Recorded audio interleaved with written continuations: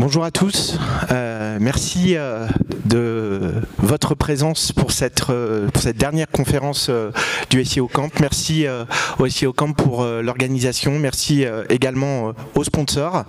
On sait qu'on est la dernière conférence, donc tout le monde a hâte d'être en week-end, donc on va essayer de ne pas vous endormir.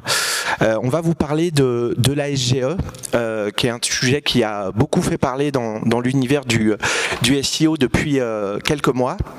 Et on a réalisé récemment un benchmark des résultats SGE sur Google US, sur 6000 mots-clés, sur différentes thématiques.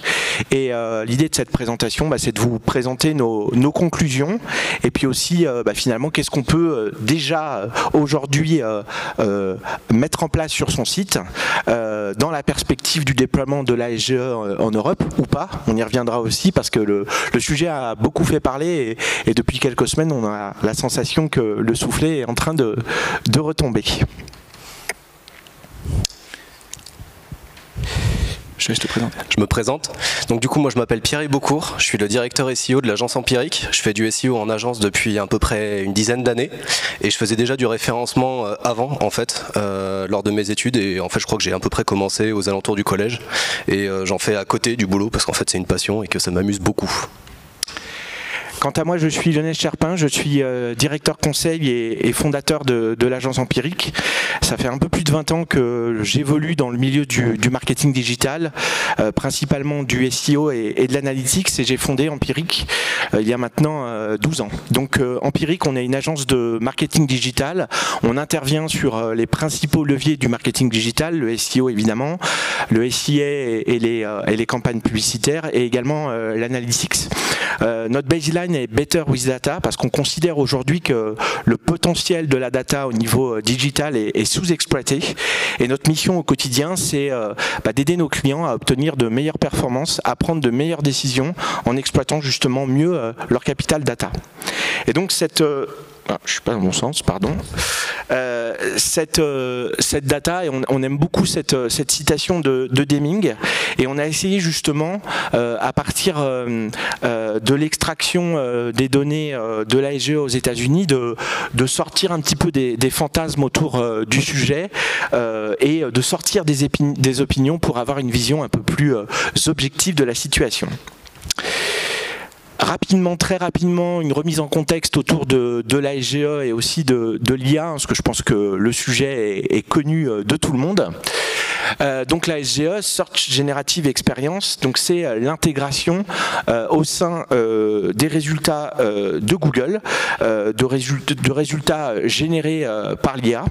Donc aujourd'hui qui est présente en version bêta aux États-Unis et dans 120 pays dans le monde et qui est aujourd'hui disponible uniquement sur desktop.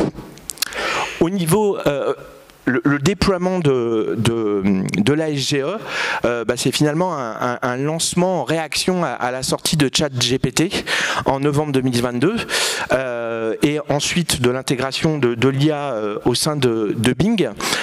C'est vrai que à l'époque, il y a déjà à cette période,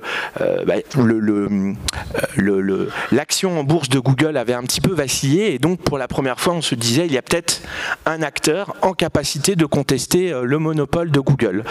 Bon, en réalité quand on regarde les parts de marché de Google, elles n'ont pas du tout été impactées par le lancement de ces outils basés sur l'intelligence artificielle. Pour l'instant, concernant le déploiement en Europe, il est bloqué pour des questions juridiques. Alors, il y a plusieurs sujets autour de la SGE. Il y a notamment le Digital Marketing Act qui vise à encadrer l'abus de position dominante des services Google. On l'a vu récemment avec le fait qu'on ne retrouve plus systématiquement les résultats Maps dans Google. Et quand on voit, et on le verra dans la suite de nos conclusions, dans nos enseignements, quand on voit la part importante des produits Google qui sont mis en avant dans la SGE, on voit bien que ça pourrait être une question. Ensuite, il y a également des problématiques autour du DSA, de la responsabilité des contenus qui vont être générés potentiellement, qui vont être potentiellement illicites. Là, on est dans une situation de vide juridique potentiel et donc qui là aussi bloque la SGE. Et enfin, la dernière chose, une problématique RGPD par rapport à finalement à l'exploitation de données personnelles qui pourraient être utilisées dans la génération de contenu SGE. Alors je pense que tout le monde a vu cette étude de Search Engine Land qui prévoyait, anticipait des impacts finalement assez importants de la SGE sur le SEO classique, avec finalement un impact, une baisse de trafic potentiel pour le SEO entre 18 à 64%, donc des impacts non négligeables pour des sites dont l'audience est majoritairement basée sur le SEO.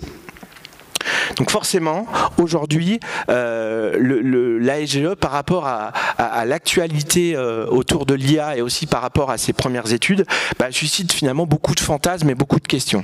Déjà, et c'est une question qui commence à émerger depuis quelques semaines, c'est finalement par rapport aux problématiques juridiques, RGPD, est-ce que finalement la SGE sortira vraiment un jour en Europe quand on voit finalement que malgré toute l'effervescence autour de ChatGPT, la part de marché de Google a été finalement peu impactée. Google est sans doute moins pressé de sortir cet outil-là en Europe. On a même des rumeurs comme quoi la SGE pourrait devenir payante.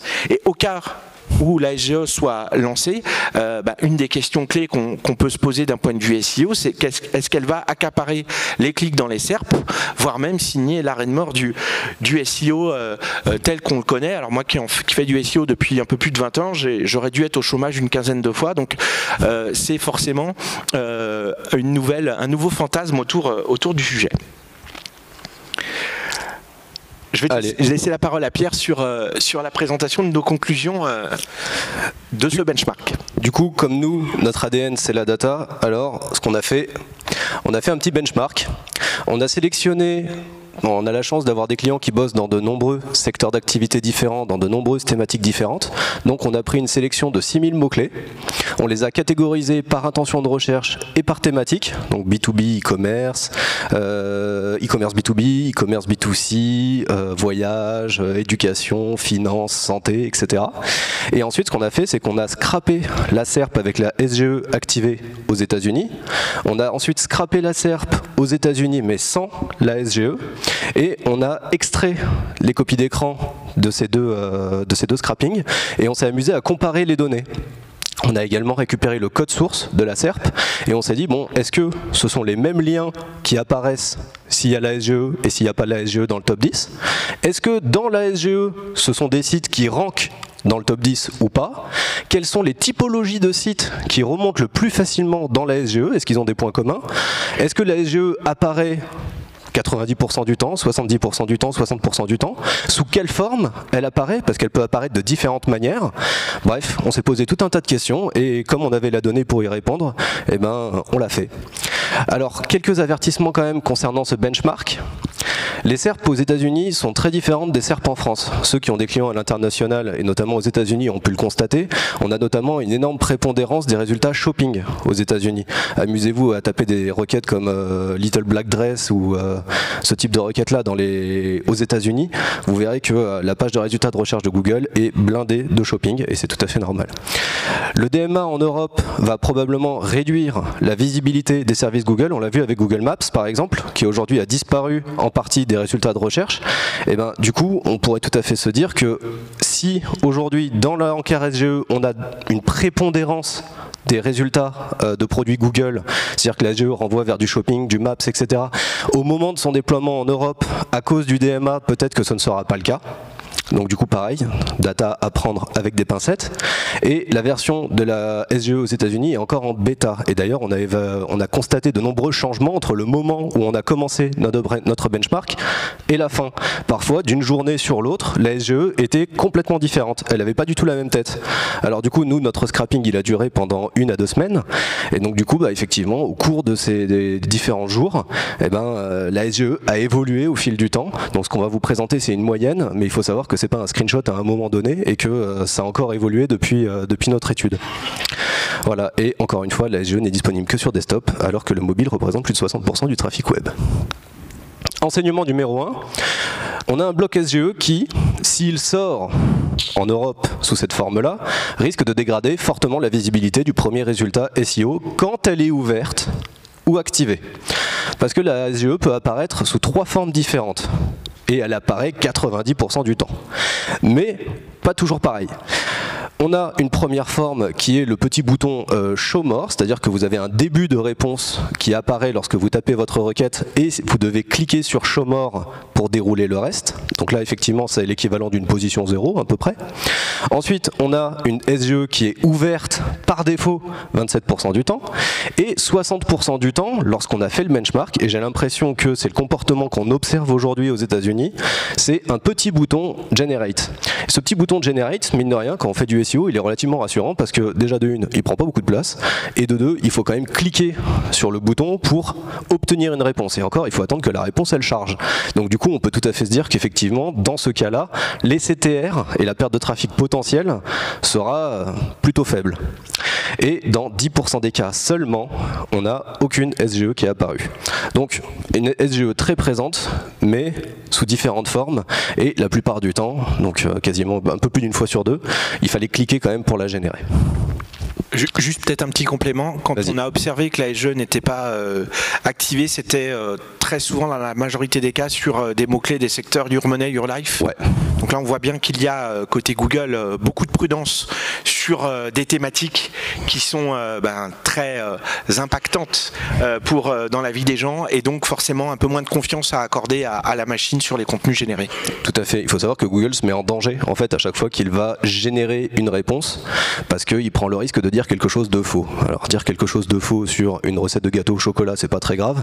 Par contre, si ça commence à toucher à la santé ou à la finance, là ça devient un peu plus embêtant, donc il a tendance à moins se risquer sur ces requêtes-là. Dans le cas où la SGE apparaît ou qu'on s'amuse à la dérouler, effectivement, là par contre, il y a tout un écran qui diminue, et effectivement, il faut scroller de l'équivalent d'un écran supplémentaire avant d'arriver au premier résultat SEO. Donc on l'a tous vu, ce screenshot qui est un peu effrayant. Après, pour rappel, ça représente que 27% des cas. Deuxième enseignement, une tendance de moteur de réponse encore plus affirmée. Alors j'explique. On s'est demandé, est-ce que les liens dans la SGE renvoient vers des sites web, ou est-ce qu'on reste dans l'écosystème Google? Et il s'avère que 78% des liens qui sont dans la SGE renvoient vers une URL Google, donc vers un produit Google. Que ce soit Google Maps, Google Shopping. Alors Shopping, il y a deux cas. Parfois on est sur du shopping mais on reste dans l'écosystème Google.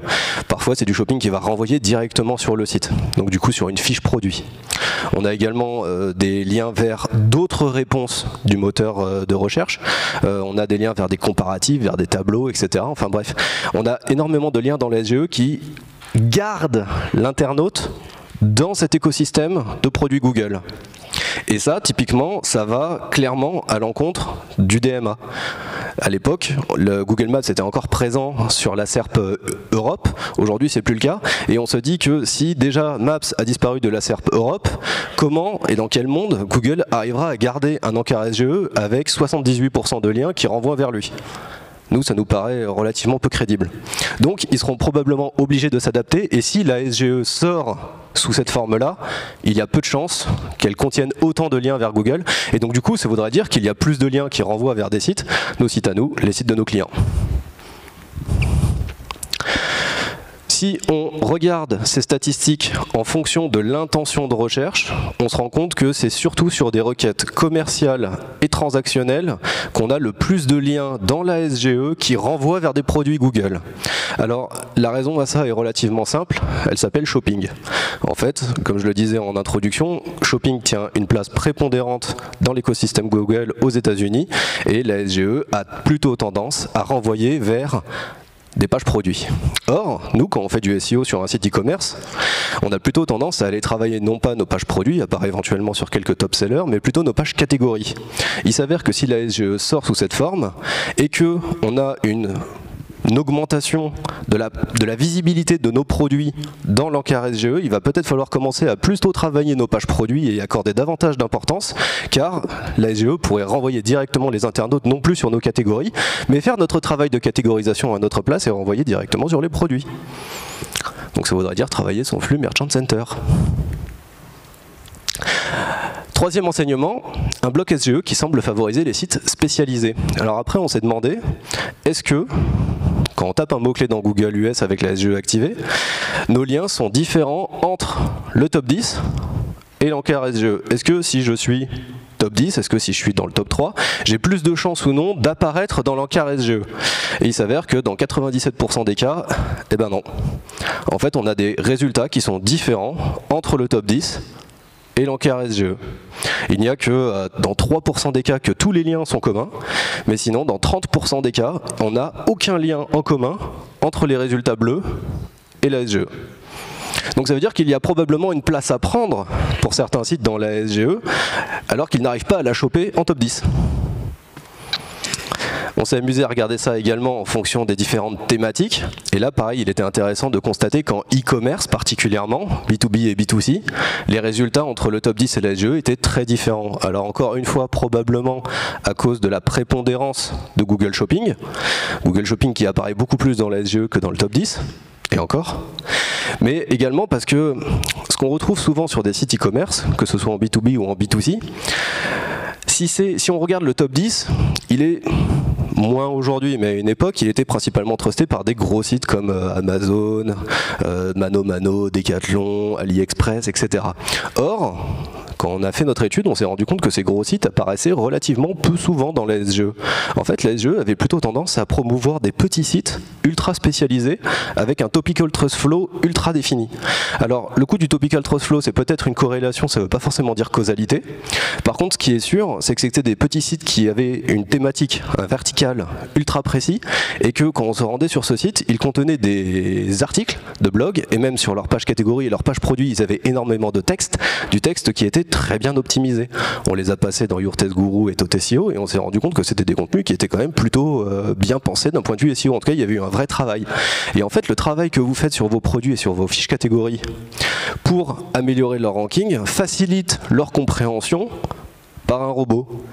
Or, comme Google est capable d'assimiler et de comprendre ce que vous racontez, un LLM en est tout à fait capable également. Et c'est probablement pour cette raison que les petits sites spécialisés avec des contenus à forte valeur ajoutée dans une thématique précise ont plus de chances d'être compris et d'être associés à une thématique. Et donc du coup, ils ont plus de chances de ranker dans la SGE. On a regardé d'ailleurs, dans chaque thématique, à chaque fois qu'on a pris une SERP dans une thématique donnée, on a regardé quels étaient sur chaque SERP les 3 premiers sites en lien bleu. Ouais, je sais, le graphique est un peu compliqué. On a regardé dans chaque résultat de recherche, par exemple Electric Bike, on a pris les 3 premiers résultats liens bleus et on s'est dit, bon, est-ce qu'ils sont dans la SGE ces 3 premiers? Et en fait, dans la plupart des cas, on se rend compte que pas du tout. À part en finance, en real estate et dans la santé, où là, effectivement, Google a plutôt tendance à s'appuyer sur des sites qu'il juge dignes de confiance pour les mettre en avant dans la SGE, mais sinon, sur tous les autres cas, dans tous les autres cas, il a tendance à mettre en avant d'autres sites que ceux du top 3. Donc ça c'est intéressant, ça veut dire que si vous n'arrivez pas forcément à ranker top 3 ou top 10, eh ben, ça ne veut pas dire que vous serez absent dans la SGE. Toujours dans le cas où elle sort dans cette forme-là. Cet enseignement est probablement celui qui nous a le plus étonné quand on a eu les résultats et après coup on s'est dit que finalement c'était cohérent dans le sens où la thématisation, la spécialisation d'un site, sa légitimité sur une thématique finalement était quelque chose qui pouvait être plus à même d'influencer les LLM et qu'un site multithématique, un site comme le sont les gros sites e-commerce, et forcément était plus difficile, était pour ce site-là peut-être un peu plus difficile à percevoir en termes de légitimité et de positionnement. Donc c'est en tout cas intéressant et va dans le sens, et on y reviendra tout à l'heure sur les critères de spécialisation, les critères HIT qui sont là justement pour spécialiser les sites et développer la qualité des contenus. Dernier enseignement, je crois.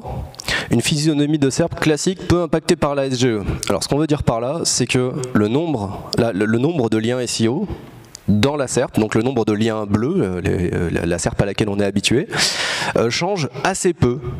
Qu'il y ait un encart SGE ou pas. En fait, dans le cas où il y a un encart SGE, finalement, les liens en dessous, les liens bleus, sont quasiment les mêmes. En tout cas, on a le même nombre de liens et globalement, on a également les mêmes snippets. C'est pas parce qu'on a une SGE, par exemple, qu'on n'aura pas de position 0.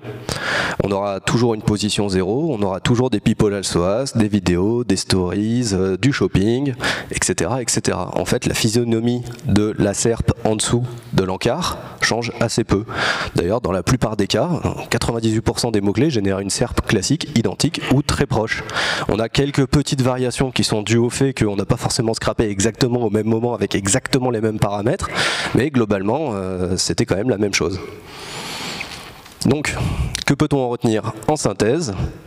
La SGE, alors là on a marqué, c'est une superposition 0 à prendre avec d'énormes pincettes, parce que dans le cas où la SGE sort en Europe, dans le cas où elle sort sous cette forme, et dans le cas où voilà, tout simplement, enfin bref, il y a énormément de si en fait et de possibilités qui font que la SGE ne sortira pas du tout dans ce cas-là, et même si elle sort dans ce cas-là, il y a de grandes chances que ce soit juste une position 0 qui va se générer au clic.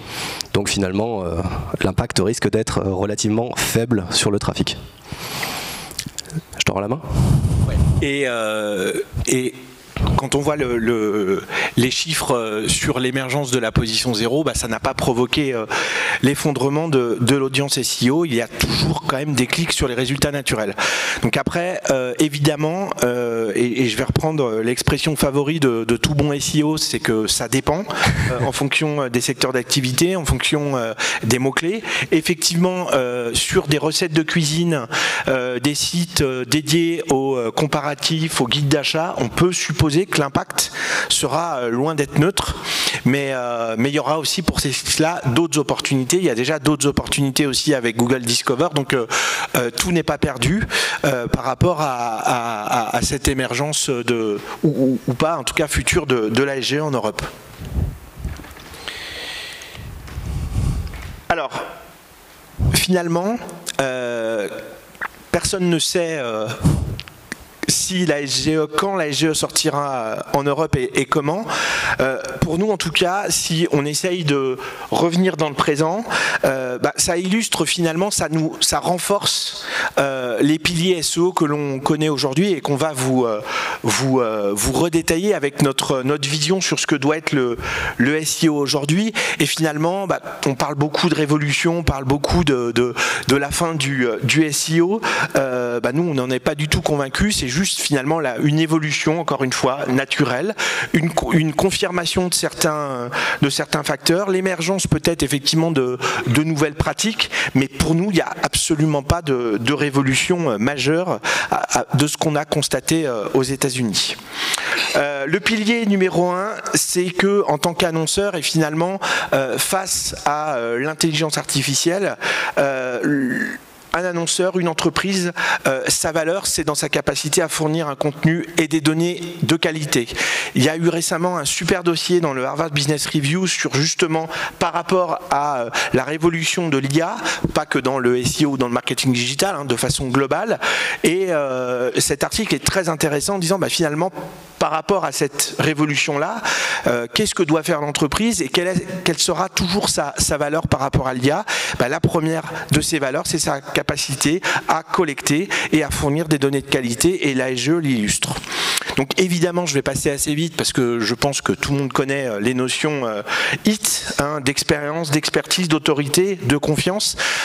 Forcément, ces critères-là sont aujourd'hui extrêmement importants en SEO, et ce sont des critères qui peuvent accélérer la visibilité dans la SGE, comme on l'a vu par rapport à la présence de certains sites spécialisés. Deuxième élément, de fournir des données de qualité, et notamment les sites e-commerce, qui doivent favoriser, et on l'a vu récemment en France avec, il y a quelques jours, on a détecté que sur des requêtes e-commerce, on a l'organic shopping qui a une présence encore plus forte. Et finalement, qu'est-ce qui va faire qu'on va réussir à être présent en organic shopping? C'est grâce à notre capacité, à la capacité du site à fournir des données de qualité fraîches, fiables, pour remonter sur les listings produits. Deuxième pilier, c'est on ne doit plus que jamais arrêter de penser SEO, mais à notre sens penser search au global.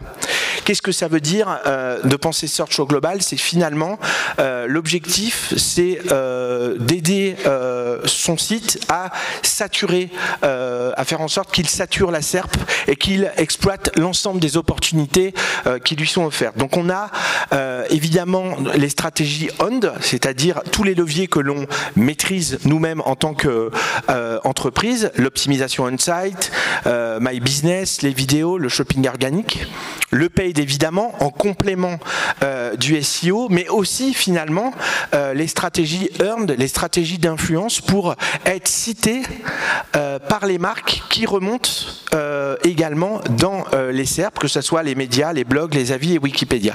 Souvent on associe beaucoup le search, on a beaucoup dans la réflexion search, le SEO et le SIA, mais à notre sens, il faut aussi associer une présence sur des leviers d'influence pour saturer la SERP avec sa marque. L'autre intérêt de cette approche-là, c'est que finalement, en multipliant les points de contact entre ces différents leviers de visibilité, on va aussi forcément influencer l'IA et devenir plus que jamais incontournable, et ensuite pouvoir être cité comme une source de référence dans la SGE ou dans des résultats plus classiques. Troisième pilier que l'on pratique avec une assez grande intensité chez Empiric, c'est aujourd'hui pour nous, le SEO ne peut plus se passer d'une pratique avancée du scrapping et de la data pour prioriser sa stratégie SEO. Déjà parce que dans le SEO on raisonne beaucoup historiquement avec la sacro-sainte position, et évidemment que c'est un sujet important, mais être positionné premier en SEO avec aucun résultat shopping, aucun résultat ads devant, ou être positionné après un scroll assez long, c'est techniquement pas la même chose, d'où l'importance d'intégrer aussi dans son analyse la position pixel du premier résultat SEO pour identifier les opportunités de mots-clés sur lesquels on peut être directement visible dès la requête par rapport à des mots-clés sur lesquels finalement il y a un risque assez important que les clics se détournent sur d'autres résultats que les résultats SEO. Dans la même optique, dans la même logique, il est fondamental de croiser ces données de scrapping avec l'analyse de ces taux de clics via les données Search Console, là aussi pour identifier finalement les mots-clés sur lesquels il y a une cannibalisation qui peut être forte des résultats paid, ou aussi des requêtes à 0 clic sur des recherches informationnelles. Il y a des études qui existent, notamment Systrix, qui donnent des estimations de taux de clic selon les positions. Ce sont des études très intéressantes, mais en fait on ne peut pas généraliser ces estimations, parce que dans les faits, quand on analyse, on se rend compte que taux de clic selon les positions sont très différents selon les types de mots-clés, selon les intentions de recherche, selon la physionomie de la SERP. Je dirais qu'il y a une étude potentielle un taux de clic potentiel différent selon chaque mot-clé et chaque position. Et donc du coup, l'analyse et le croisement des données de position pixel, etc., c'est ce qui va permettre finalement de mieux prioriser sa stratégie SEO et pouvoir piloter son SEO justement avec des nouveaux indicateurs. Ce que je disais tout à l'heure, du coup ne plus uniquement piloter son SEO avec la synchro-synth position SEO, il faut être capable de mieux analyser la SERP pour être aussi en capacité de renoncer à des mots-clés sur lesquels finalement les ads ou le shopping va cannibaliser l'audience, ou aussi sur des mots-clés où on a des recherches potentielles avec 0 clic. Donc d'où l'importance d'exploiter les données d'analyse de SERP, d'analyser les types de résultats qui sont présents avant le premier résultat SEO, la position pixel, les pourcentages d'air occupé, voilà tout un tas d'indicateurs que nous, chez Empiric, on suit pour nos clients, pour justement être capable d'avoir une approche SEO beaucoup plus tactique que ce qu'on peut avoir d'une façon traditionnelle. Deuxième élément important, pour sortir de la position 0, c'est qu'il faut, à notre sens, utiliser d'autres indicateurs de mesure de la visibilité. Quel est mon taux d'occupation des SERP en tant qu'annonceur? Quelle place j'occupe en pixels? Est-ce que j'arrive à exploiter les opportunités snippets type vidéo, image ou PA? Et voire même, est-ce que je suis cité au sein des contenus qui sont positionnés? Je crois qu'il faut que j'accélère. Allez. Dernier pilier qui aussi nous paraît évident, parce que effectivement en tant qu'annonceur, si la SGE impacte trop fortement l'acquisition, on peut avoir un business qui est en danger. Et donc le plus important, c'est aussi de diversifier ses canaux de visibilité et de performance, et d'être peut-être moins dépendant de l'acquisition. Donc pour ça, créer une audience, une expérience de marque pour fidéliser son audience. Alors une marque que j'adore, et j'en suis la démonstration vivante, qui a su justement créer une expérience de marque pour fidéliser son audience, et je pense que c'est une marque aujourd'hui qui n'a pas beaucoup besoin de SEO pour générer de la performance, et évidemment dans le prolongement de s'appuyer sur la data et le CRO pour améliorer l'expérience utilisateur. Quand je disais tout à l'heure qu'on pense que le potentiel de la data il est sous-exploité aujourd'hui, notamment parce que on constate chez nos clients qu'ils investissent, quand ils investissent 100 en acquisition, ce qui est très bien, ils investissent très rarement 10 en optimisation de la conversion, alors que pour nous, c'est finalement peut-être le levier le plus rentable et le plus performant. Et dernière chose pour conclure, à notre sens, on parle beaucoup de l'IA, de ChatGPT comme une menace pour Google dans le search. Nous, on pense que la menace, elle ne vient pas forcément de l'IA, mais elle vient des nouvelles pratiques, notamment chez les jeunes dans l'utilisation de TikTok et d'Instagram par rapport à Google Search ou Maps, ou Amazon dans les recherches e-commerce. Et je crois qu'on a terminé. Et la question Mug, allez, je te laisse la faire. Citer un KPI SEO mentionné dans cette conf qui n'est pas la position dans la SERP. La position pixel, ouais, tout à fait. Merci. Merci à vous. Est-ce que vous avez des questions ?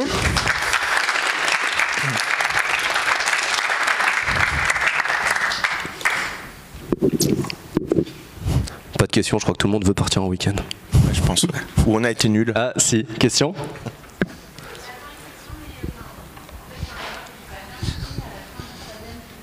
Oui. Ouais, merci.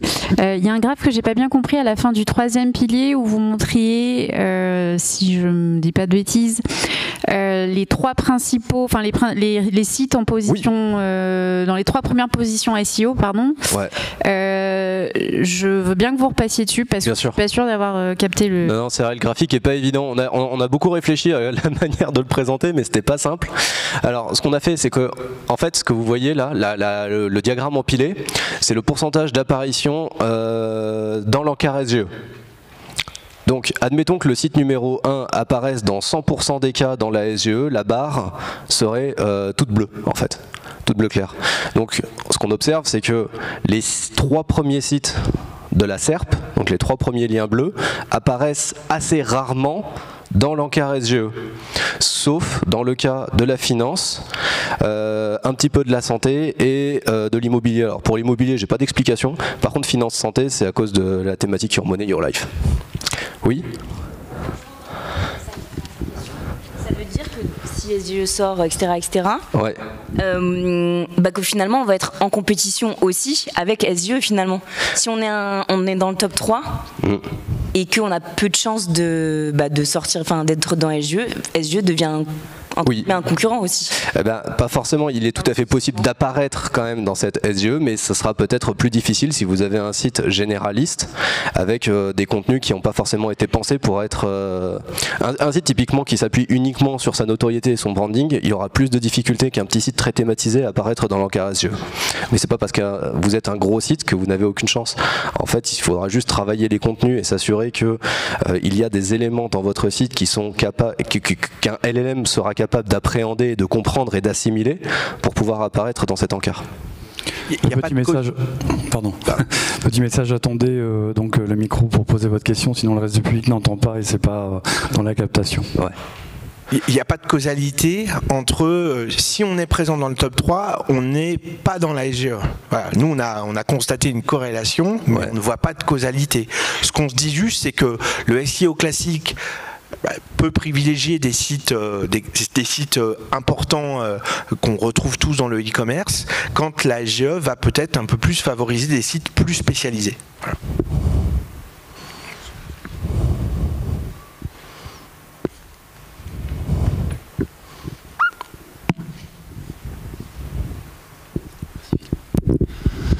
Bonjour, merci beaucoup pour votre conférence, c'était très instructif. Et si j'ai bien compris, être positionné c'est bien, mais être visible c'est mieux. Et seconde question, c'est pourquoi en France on n'utilise pas l'indice de visibilité pour être justement mesurer tout ça? Tu veux répondre?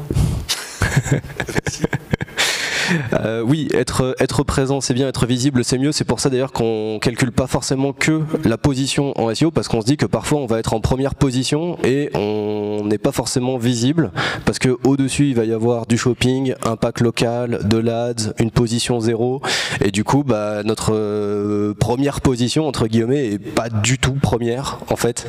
Elle est même placée assez bas dans certains cas et ça ce sont des mots-clés qu'on va pas forcément aller travailler en priorité et dans certains cas ce qu'on va faire même, c'est que plutôt que... Alors là, c'est une autre situation. On va essayer d'aller calculer et d'aller choper des pourcentages d'aires occupées. C'est-à-dire qu'on prend notre SERP, on se dit, le premier résultat SEO, il occupe tant de pourcents de l'aire de la page. Mais si je suis également présent dans le pack image qui est en dessous avec une image de mon site, que je suis présent dans l'encart YouTube avec une vidéo de mon site, que je suis présent dans le knowledge panel, que je suis présent dans une PA, et du coup, comme je multiplie les apparitions dans la SERP, j'occupe plus de place et donc du coup ça c'est difficilement représentatif sur un tableau de bord où on se contenterait de lister position, mots-clés, URL. Donc du coup on vient enrichir nos tableaux de bord avec du pourcentage d'aires occupées, de la position pixel, etc. D'ailleurs le pourcentage d'aires occupées on va le calculer au niveau du site, est-ce qu'il est visible ou pas dans la SERP, mais on va également le calculer par rapport au SEO dans la SERP. Est-ce que sur ce mot-clé, la SERP contient plus ou moins d'aires occupées par des résultats SEO? Dans certains cas, on va avoir des mots-clés où on va se dire, la SERP, effectivement, il y a relativement peu de place pour du SEO. Est-ce que ça vaut le coup qu'on y aille ou pas? Une dernière question? Oui. Merci. Quand vous dites, quand vous donnez le tips de être moins dépendant de l'acquisition et vous donnez l'exemple de Asphalt, est-ce que vous avez un exemple de ce qu'ils ont fait justement pour... Il y a d'excellentes analyses de la strat marketing d'Asphalt sur YouTube. Il y a une vidéo qui a été faite par un influenceur marketing, je ne sais plus comment il s'appelle, mais il est exceptionnel. Il a décortiqué la strat marketing de Asphalt de A à Z. Je ne saurais pas forcément le résumer là comme ça en quelques mots un vendredi soir, mais ça se retrouve assez facilement. Moi je peux répondre en tant que client, parce que je suis quasiment Asphalt de haut en bas. En fait ils ont déjà travaillé un dispositif discours de marque, un copywriting autour de la marque qui est assez puissant. Vous allez sur les pages, le discours il est assez unique. Ensuite, ils ont une proposition de valeur, une offre produit qui va coller à certaines préoccupations actuelles autour de l'écologie, de la solidité. Donc ils ont un discours aussi qui va dans l'air du temps et qui fait partie du copywriting de marque. Et puis après, ils ont aussi pas mal investi les réseaux sociaux notamment pour se développer en termes d'audience. Puis je dirais l'engagement aussi. Moi, Asphalt, en fait, je suis tombé dedans parce qu'il m'avait envoyé un questionnaire en mode bon, t'en as marre d'avoir des jeans qui se trouent, qui pètent à l'entrejambe et qui sont pas confortables. Bon bah tiens, nous on va créer un jean pour ceux qui en ont marre. Voilà un questionnaire, tu le remplis et puis on te prévient quand on a sorti le jean. Bon bah je l'ai rempli et le jour où le jean est sorti, j'ai reçu un mail et en fait comme j'avais déjà fait ce premier travail qui finalement était relativement peu engageant à ce moment-là, c'était pas un achat en fait, j'ai juste répondu à un questionnaire en 5 minutes, mais quand le jean est sorti, j'étais déjà dans une phase d'engagement par rapport à la marque et du coup l'achat il s'est fait naturellement derrière parce que je m'étais déjà engagé à un petit niveau. C'est un peu une technique du pied dans la porte. Bien, merci beaucoup pour votre présentation. Donc si vous avez d'autres questions pour l'équipe d'Empiric, ils vont être encore là pendant quelques minutes pour répondre à vos questions en bas de l'estrade. C'était la dernière conférence dans cette salle donc pour le SEO Campus. Merci. Merci pour votre participation. Et à l'année prochaine pour un autre événement organisé par la FEPSEM. Merci à vous, merci aux sponsors, merci aux organisateurs.